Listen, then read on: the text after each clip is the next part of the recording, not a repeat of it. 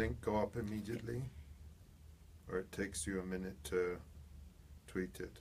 It takes a minute. Okay. Okay, and we're good. Hi everyone, my name is Shazia and you're with the Daily Vox. This week, the 12th to the 18th of March, is Israeli Apartheid Week, which is a series of events that takes place internationally to highlight the Israeli government's apartheid system over the Palestinian people, and also to drum up support for the growing BDS movement, and BDS is the Boycott, Divestment, Sanctions movement. Today with me I have a very special guest. I have writer and activist Ali Abunimah, who is a Syrian American. Palestinian American. Palestinian American, Palestinian American, guys. Although Welcome. it is all historically Greater Syria, so that's fine. So there we go. Welcome. Thank you. Just arrived this morning in South Africa. I'm not exactly even sure what time it is, but I'm awake right now, so let's talk. That's a good thing. My first question is, of course, why should people care about what's going on in Palestine? You've previously compared the Israeli regime to apartheid South Africa, even Nazi Germany. Tell us about it. Well, a couple of things. It's first of all, it's not just me making this comparison, and I think it's important to recognize that the crime of apartheid is a crime defined in international law. In other words, we're not just making a comparison between apartheid South Africa and Palestine, because if you do that, you can actually find many differences, and, Sure. and supporters of Israel will say, well, apartheid South Africa had this, and we don't have that, and vice versa. So it's not about making a direct comparison. Last year, exactly a year ago, the UN issued a report, a detailed report, the first of its kind, showing how Israel's system fits the definition of the crime of apartheid. There was an outcry from Israel, there was an outcry from the US government, and they put immense pressure on the UN to withdraw the report, and they did. But as you say, the genie is out of the bottle. Now, in December, the representative of South Africa at the UN Human Rights Council said that today Israel is the only country in the world that can be described as an apartheid state, according to that legal definition. And so your question is, why should we care? Well, the crime of apartheid is listed as one of the most serious crimes against humanity in the Rome Statute of the International Criminal Court. Therefore, this is an international matter. It's a moral matter. It's a human rights matter. People should care. And it's been going on for 70 years. So you're quite an outspoken activist, and you protest or you raise the cause on various platforms, and one of them is the Electronic Intifada, which, for those of you who don't know, is an online news site that is both non-profit and independent, which gives Palestinians voice. Can you tell us why it is important for Palestinian people to lead the struggle? Well, the Electronic Intifada is first and foremost a media site. What we're there for is to report, to give analysis, and to fill a major gap in mainstream media, particularly in the United States, where it's not like South Africa. I mean, South Africa, you actually have freedom of speech on the question of Palestine. You can talk about it freely. In the US, you don't necessarily have government censorship, but you have such strong self-censorship in the media that there was no space for us, and that's why we felt we needed something like the Electronic Intifada to reach people directly. I think, of course, it's given the Electronic Intifada and other things have given space to Palestinians to speak, to have their voices heard where they were shut out before. But also, I think what is tremendously important and can't be underestimated is the importance of international solidarity. The Palestinians cannot win their freedom alone. Sure. And that was true also for South Africans. South Africans struggled, they sacrificed, they fought. Families were decimated, people went to prison, communities suffered. South Africans paid the highest price for their freedom, but they couldn't have done it alone without a global solidarity, and that's a lesson we learned from South Africa. So that's the key thing. It's the Palestinians struggling on their own behalf and the international solidarity. Sure. So that actually leads me into my next question. You mentioned a little bit about how there's not necessarily a freedom when it comes to taking a position on Palestine in America.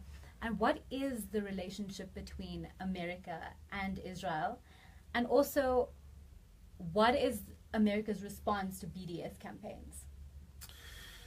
The relationship is a little bit like somebody who has someone in their house who behaves very badly, and instead of doing something to stop that behavior, they enable it. So they go out drinking and driving. Instead of telling them you must stop and take away the keys, America is saying, here's some money to go out and drink, here's the keys to the BMW, go and run around the neighborhood. And of course that's just a little analogy, but the reality of what Israel's doing is devastating to people's lives, like the war on Gaza in 2014, where Israel killed, in the space of 51 days, 550 children. That's 11 children a day. And nobody has been held accountable. You see Israeli ministers being received around the world. You see the European Union. You see the United States continuing to give aid and support to Israel. So without accountability, there can't be justice. And so the BDS campaign, Boycott, Divestment and Sanctions, is about bringing accountability and speeding the path to justice. I was thinking on the plane over here, and I was reading some of the books and articles and things I've read before about the history of South Africa, just to refresh my memory, and thinking how it's been since 1994 that South Africans won their freedom. And that's now more than 20 years, that 20 more years Palestinians have been waiting for their freedom, and how sad that made me, that another whole generation has gone through this. So BDS is about speeding the path to justice by popular grassroots action, saying enough. If the government of the US, if the European Union, if all of these powers that be will not hold Israel accountable, people at the grassroots will. And so the response in the US has been from the top level to try to censor BDS, to try to stifle it, to try to marginalize people, to claim falsely that it's anti-Semitic. And let's be very clear about this. The BDS movement and the Palestinian liberation struggle is an anti-racist movement, and it rejects any form of racism, Islamophobia, anti-Semitism. And it's a struggle that welcomes everybody, including many young Jewish people who are part of it, including here in South Africa. You have South African Jews for Justice in Palestine and other organizations which show that this is really a fully inclusive struggle. Sure. Speaking a little bit about inclusivity, in our experience, BDS hasn't necessarily managed to capture people beyond certain religious groups or certain class groups. And how do you think we can maybe expand its reach? Well, that's not a question I can answer in the context of South Africa, because every country is different, and I don't know South Africa enough to say. But the important point is that this is a movement that can only succeed with broad support. And that religious communities have always played a part in liberation struggles.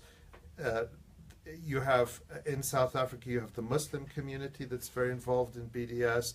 In the United States, you have, and in South Africa, you have Christian churches who've been very strong in pushing for divestment from companies that assist Israel's crimes. But at its base, this is a struggle rooted in universal values. It's not a religious struggle.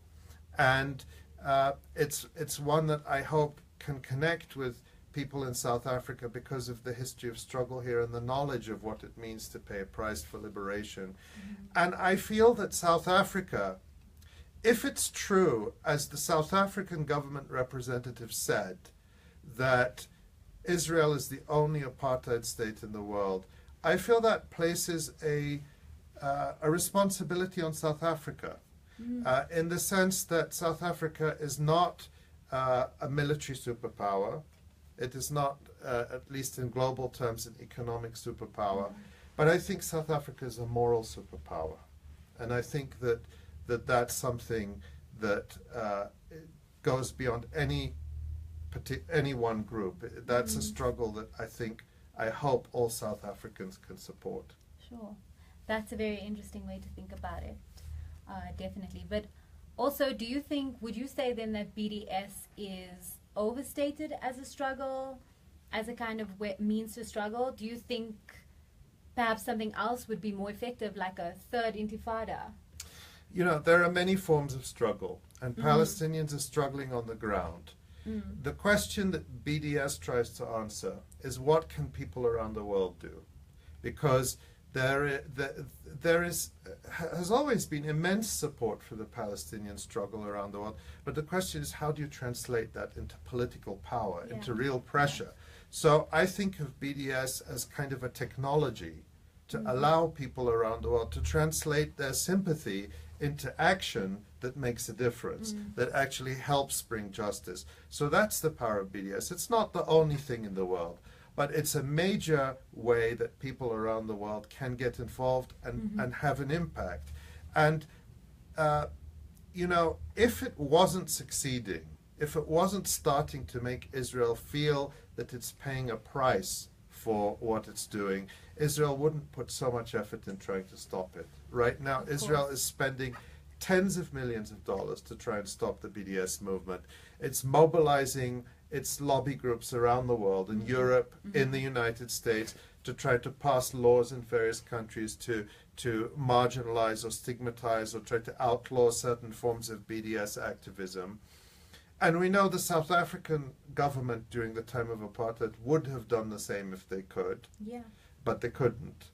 And there was this secret report endorsed by the Israeli government to various Israel lobby groups that we published on the Electronic Intifada last April. It was leaked. That said that these Israel lobby groups and the Israeli government have increased their spending to try to fight the BDS movement 20 times in the last 7 or 8 years. And according to them, they have failed to stem the impressive growth and successes of this movement. That's a major success.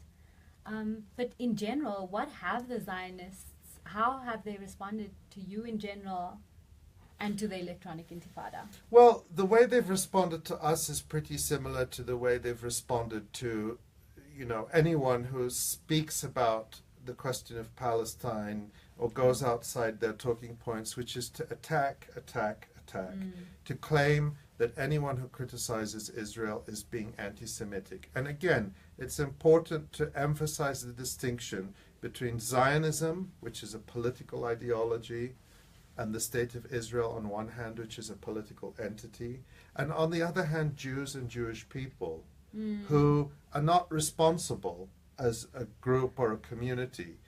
We reject blaming Jews or holding Jews responsible for what Israel is doing. Zionism is a political ideology. It is a state practice that people who struggle for freedom in Palestine oppose.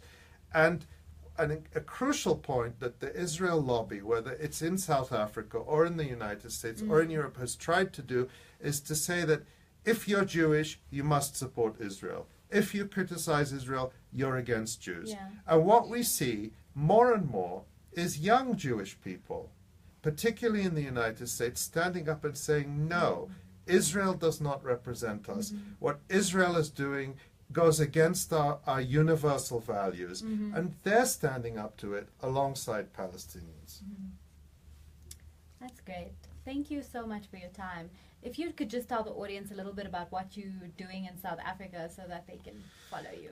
Well, I'm very honored to have been invited by a host of groups, including BDS South Africa, including the Palestine Solidarity Forum at the University of Cape Town. So after speaking at WITS tomorrow, I'm going to be going to Port Elizabeth, to Nelson Mandela University, and then on to Cape Town, and I'll be speaking in at the University of Cape Town and other places as well. So it's really exciting. It's my second visit, and I'm really just couldn't be more thrilled to be back in South Africa. Great.